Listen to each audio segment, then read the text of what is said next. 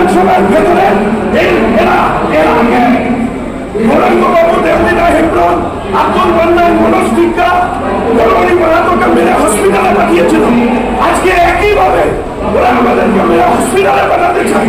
আর আমরাও ঠিক করেছি, বাংলার এই অপশাসন ক্ষমতার থেকে যদি মুক্তি না দিতে পারি তাহলে আমরাও বিজেপি করি না। কত দিন মারবে, আমাদের রক্ত শেষ হয়ে যাবে, কিন্তু ওদেরকে আমরা ছাড়বো না। এবং যেভাবে আজকে মার্শাল দিয়ে আমাদের উপরে অত্যাচার চালানো হলো, এটা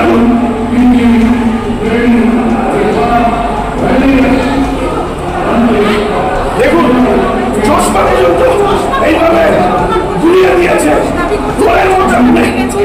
ঘরের মধ্যে ফেলেছে। এই বয়স ওনার স্পাইনাল কোডে প্রবলেম, পেছন থেকে কলার ধরে কাটছে। এই হচ্ছে মার্শালদের ভূমিকা, এবং এই ভূমিকার পেছনে নির্দিষ্টভাবে রাজনৈতিক ডাইরেকশন ছিল, পলিটিক্যাল ডাইরেকশন। আনন্দিনা মারায় তার গায়ে হাত দেওয়া হয়েছে। এই চলছে বিধানসভার অভ্যন্তরে রাজ্যে দুষ্কৃতি আর পুলিশদের দিয়ে বিরোধী কণ্ঠস্বর চুপ করানো হয়, আর এখানে মার্শাল দিয়ে আমাদেরকে মারা হচ্ছে।